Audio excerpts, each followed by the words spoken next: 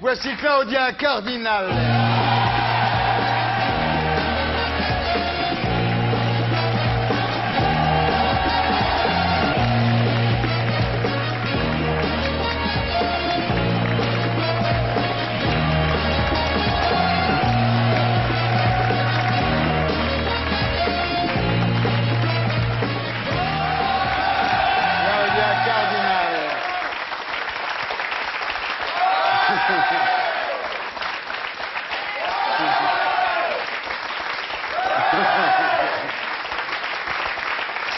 Bonsoir. Bonsoir. Ça va? Claudia Cardinal est toujours somptueuse.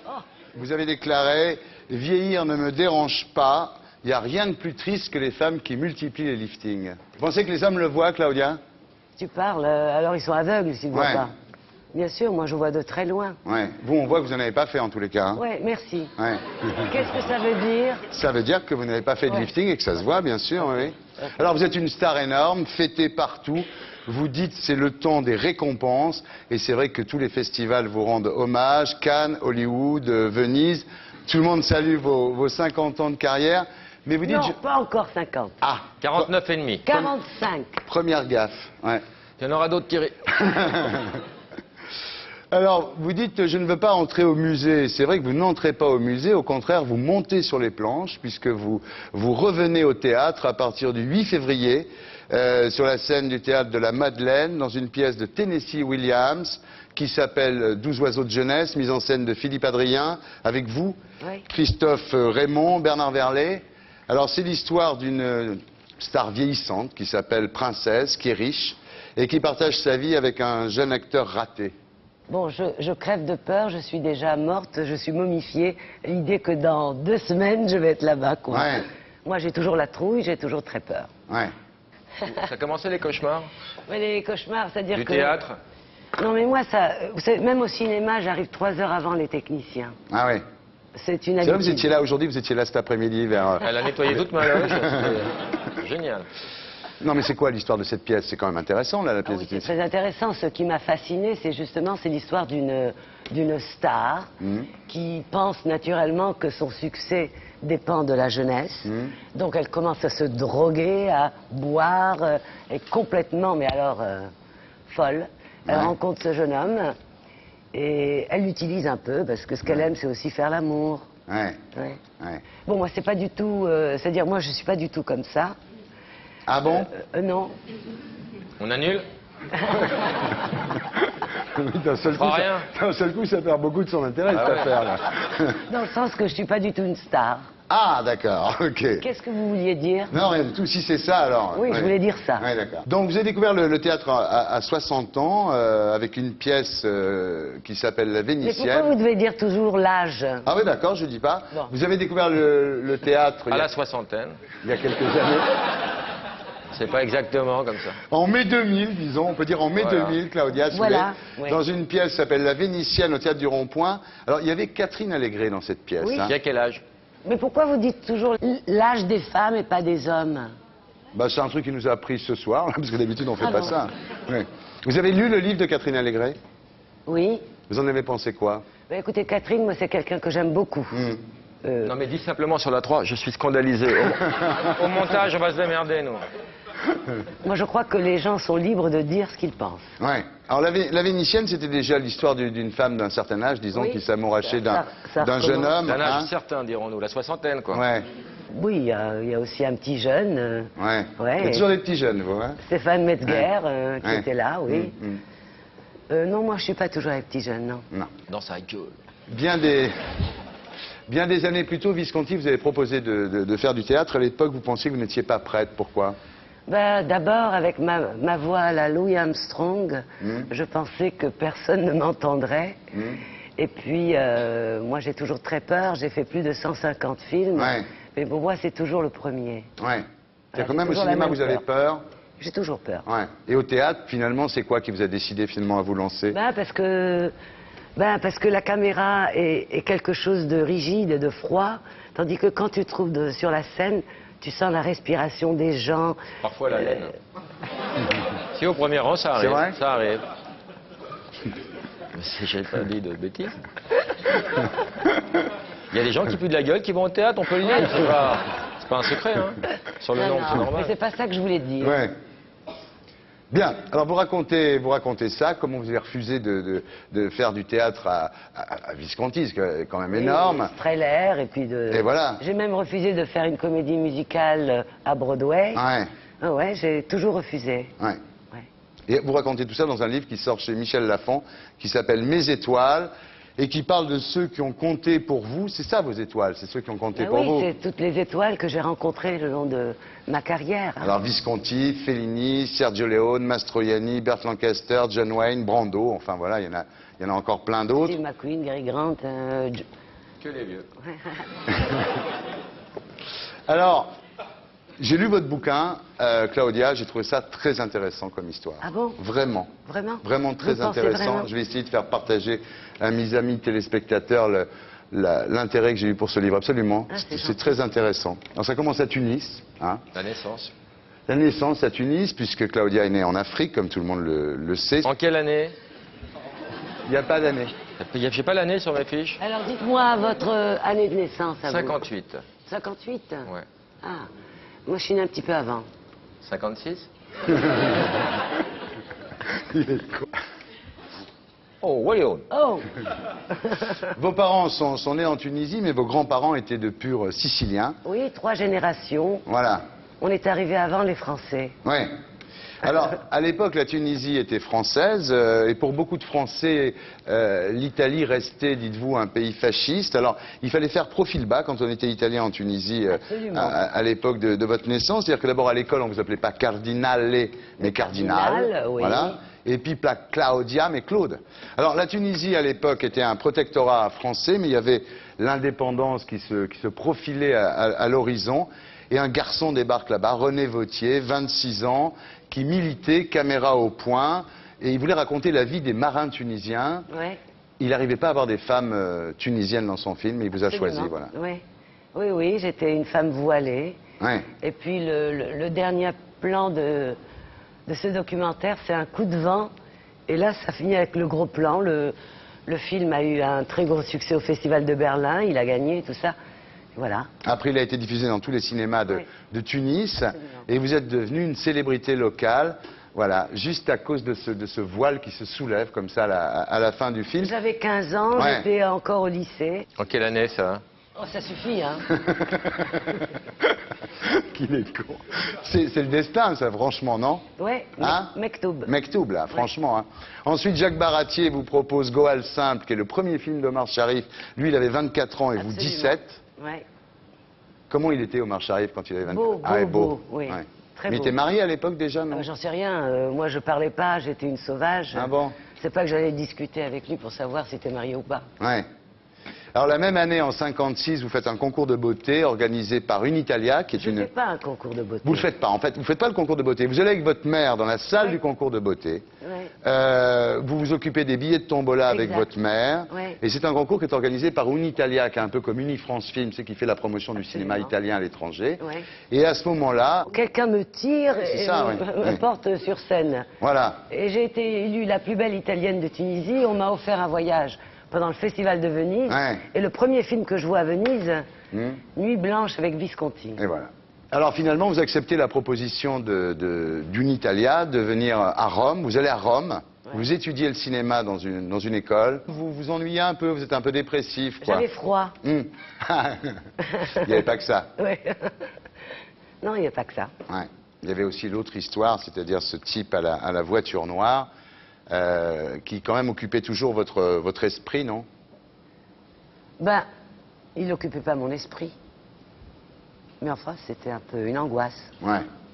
Vous avez été violé à l'âge de 16 ans par un Français dont vous avez toujours refusé de dire le nom. Et vous continuez à le voir malgré tout. Hein. Oui, je voulais me punir. C'était pour vous punir ou alors parce que le fait de continuer à le voir, finalement, c'était plus un viol puisque vous continuiez à le voir? Non, non, c'était pour me punir. C'était pour vous punir. Oui. Alors là, quand même, vous êtes assez dépressif, vous pensez au suicide à cette époque, hein? Oui, c'est très, très mal, oui. Voilà. Et puis donc en 1958, vous découvrez que vous êtes enceinte de ce type. Vous refusez d'avorter, vous repartez à Rome où vous signez un contrat avec Franco Cristaldi, qui est un producteur important à l'époque en Italie. Et là, vous tournez Le Pigeon de Monicelli, qui est un film magnifique, qui a eu un succès colossal. Premier film Ouais. avec Mastroianni, Gassman, Toto, Ouais. les plus grandes stars de l'époque, quoi. Et là, vous devenez en quelques mois la petite fiancée de l'Italie, quoi. Oui, en plus, je parlais pas un mot d'italien. Donc, je comprenais rien. J'avais l'impression d'être sur Mars ou sur la Lune. Ouais. Et donc, je parlais français à l'époque. Ouais. Vous faites 3 films, là, jusqu'au 7e mois de votre grossesse, et à ce moment-là, effectivement, on ne pouvait plus tourner, parce que ça se voit terriblement. Et là, Cristaldi, Franco Cristaldi, vous organise finalement un voyage à Londres, en disant qu'il y a un projet ultra secret dont on ne peut pas parler, et vous allez accoucher à Londres. Et il vous ordonne de dire que cet enfant n'est pas votre fils, mais votre frère. Oui. Et pendant des années, vous raconterez ça, vous aussi. Là, parce que moi, je ne savais pas que quand on signait un contrat, on était prisonnière. Ouais. J'étais très jeune, j'avais 20 ans. Ce qui est tout à fait notable dans votre histoire, Claudia, c'est que vous êtes soumise dans un premier temps au type à la voiture noire.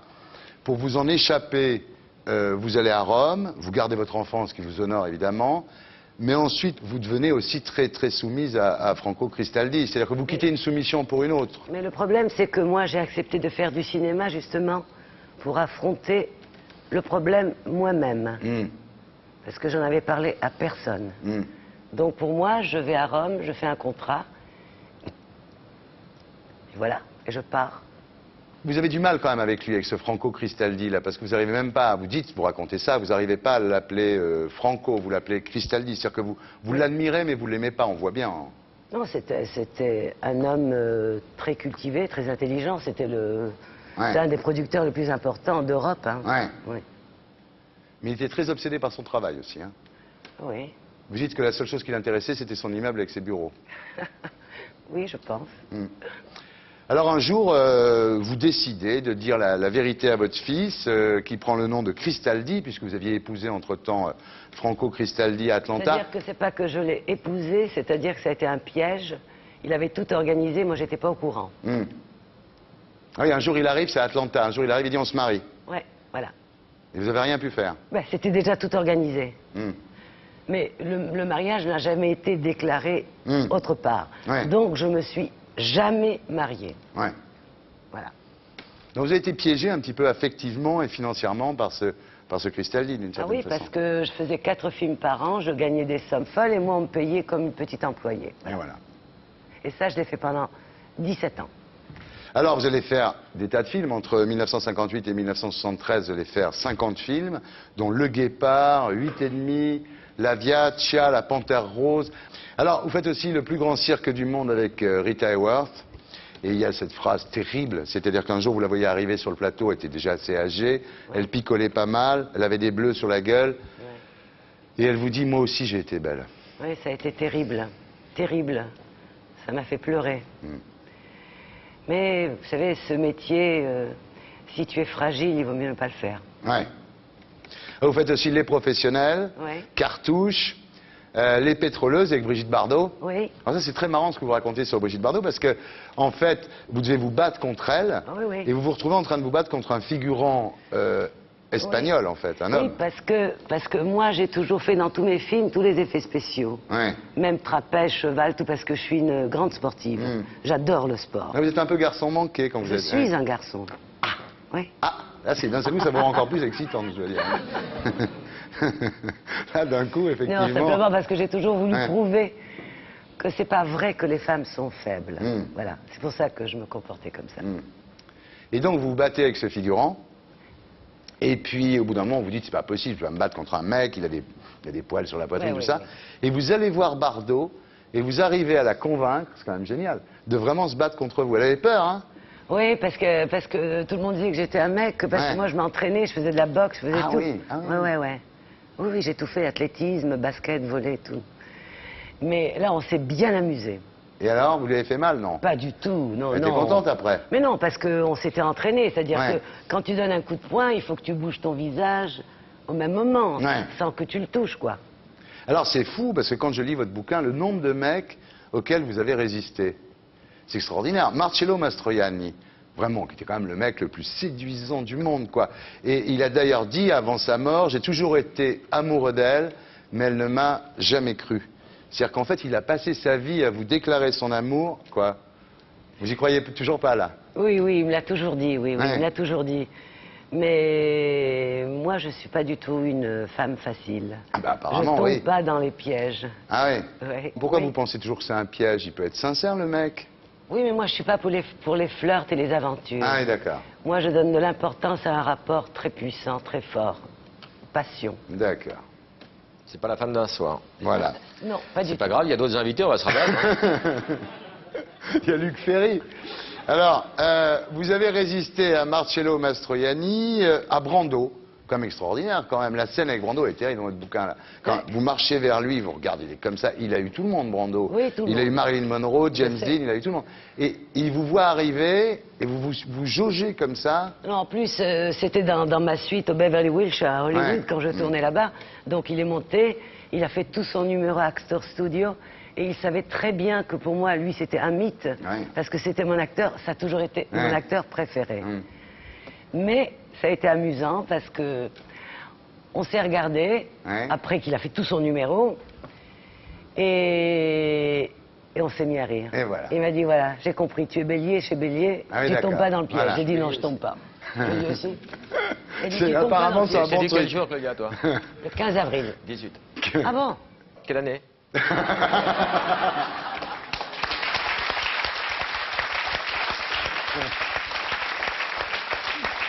Alors, J'ai 65 ans. mais arrête, On s'en fout, on Ça s'en te fout. va On Je s'en sais même pas pourquoi t'en parles, t'es obsédé par l'âge. Donc, vous avez résisté à Marcello Mastroianni, à Marlon Brando et à De Niro. Énorme. Ben, vous savez, dans la vie, hein, Dans la vie, quand même. quand il y a un mec qui te court après et que tu le regardes pas, Mm. il continue à te courir après. Ouais. Si tu dis oui, Ah, je déteste ce genre de C'est gonzesses. foutu. Ah, ça, c'est les gonzesses que tu peux jamais sauter. Tu vois le genre? Ça, c'est les gonzesses du Midi, du Sud, de l'Italie, tout ça. Elles sont comme ça. Le regard dédaigneux que portent les filles comme vous sur un mec qui veut les sauter, c'est terrible. Hein, je vois, là, bah, là, vous me le faites. là. Parce qu'elle voit que. Ouais. Il y a- Ça m'énerve. Bon. Alors, vous résistez à tout le monde, mais quand même, Elle cède quand même pas mal. elle cède, bah, à un moment, elle À cède. qui En 72, vous cédez à Pasquale Schittieri. Thierry. Vous voulez faire le film, mais c'est lui qui veut pas. Il veut pas parce qu'il veut pas, il voulait pas une star. Voilà. Il dit Ça, ouais, c'est- les stars, Voilà. voilà. Et ça vous a excité, ça? Non, parce que bon, il est d'abord très beau, Ouais. et donc j'ai décidé que c'était lui, c'est tout. Mais qu'est-ce qu'il avait de plus que les Il autres? était très beau, elle vient de le dire. D'accord, mais enfin, Marcello Mastroianni, Marlon Brando et Robert De Niro, ils sont très beaux aussi, hein. Oui, parce qu'elle était mieux. Ah, mieux! Ouais. Voilà. Ça, tu Et le en fais plus, bien, il ça. était, Rappelle-le ça. En Et plus, alors Ouais. c'est un fou déchaîné. Ouais, J'aime les fous. ouais. C'est un homme. C'est vraiment. Mais qu'est-ce qu'il a? Non, mais dites-nous, nous, on va faire pareil. Mais, non, vraiment, je vais pas vous le dire. Ah! En tous les cas, vous le poursuivez jusqu'à New York. Oui. Vous qui avez été tellement fier toute votre vie avec les mecs, d'un seul coup, c'est vous qui le harcelez, quoi. Oui. Hein? Parce que j'avais décidé que c'était lui. Ah oui, d'accord. Donc je suis arrivée avec ma petite valise à New York. Voilà. Je savais même pas où il était. Mm. J'ai passé un coup de téléphone à un copain Voilà. et il était là. Ouais. Alors j'ai dit je suis à New York. Il a failli s'évanouir. Qu'est-ce que tu viens faire? Je t'attends, viens à l'aéroport. Voilà. Voilà. Il est venu. Il est venu. Oui. Et depuis, ça dure, hein? 30 ans. Ouais, c'est bien. Ouais, c'est bien. Alors, ce qu'il faut savoir, c'est qu'à ce moment-là, votre producteur, là, Franco Cristaldi, vous pensez qu'il était détaché, qu'il allait se montrer compréhensif? Pas du tout. Il rentre dans une colère noire, et il vous flingue dans le métier. Enfin, Ben il oui, essaye. Parce que bien sûr, j'annule le contrat, je romps Ouais. le contrat et tout ça. quoi. Ouais. Et je me retrouve avec des centaines de millions d'impôts à payer parce qu'ils n'avaient même pas payé les impôts alors que moi j'étais payé 3 fois rien. Voilà. Et alors, ce qui est terrible, c'est qu'à cette époque-là, même Visconti, à un moment, il devait vous prendre dans l'innocent, et il vous prend pas parce qu'il est pote avec Franco Cristaldi. C'est-à-dire Oui. que là, d'un seul coup, c'est dur dans ces cas-là. Mais oui, parce que c'était le plus grand producteur. Ouais. Mais bon, avec Lucchino, on a toujours eu un rapport absolument extraordinaire. C'est-à-dire, ça nous a pas empêchés de voyager ensemble et d'être très unis. Alors Claudia, on l'a vu, vous êtes très très italienne, donc on va vous faire une interview Rital.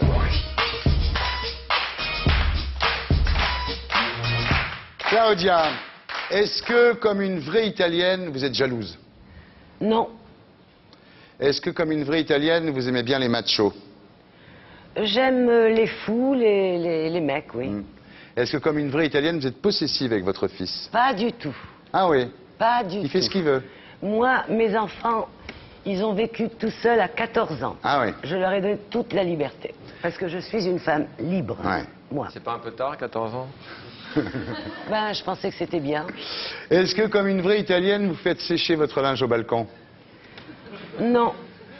Est-ce que comme une vraie italienne, vous êtes fière de vos rondeurs? De mes rondeurs? Ouais. Mais je suis pas ronde. Et voilà.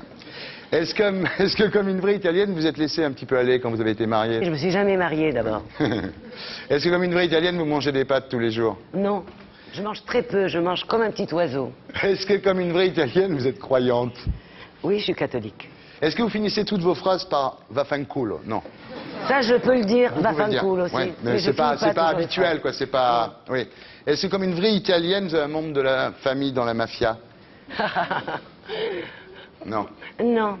Vous avez un grand frère qui est un peu trop protecteur, non? Non, c'est moi la plus grande. D'accord. Donc c'est moi qui les tiens comme ça. Est-ce que comme une vraie italienne, vous allez au stade le dimanche? J'adore le foot. Ah. Est-ce que comme une vraie italienne, vous tombez dès qu'on vous bouscule dans la surface de réparation? Non, je tombe pas. Laurent, une petite carte. Ah, c'est un nouveau jeu avec des gars. Attention. Vous devez enlever un vêtement. Ah, pas mal. Ah. J'ai toujours refusé dans les 150 films de me déshabiller. Non, mais Et un je vais pas le vêtement, faire là, ce soir. Claudia, un vêtement. Voilà, regarde. Enlevez votre étole, voilà.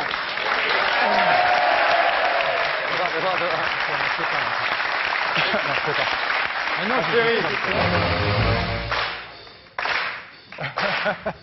voilà, j'ai bien fait. C'est quoi? Claudia, vous êtes mal barré. Vous quoi, la devez carte choisir un invité. Vous devez choisir un invité et l'embrasser. Ouais.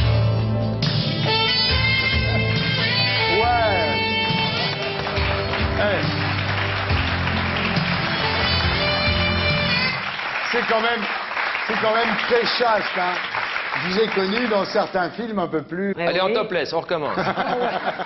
Alors, toi, Et moi, en topless. si tu veux.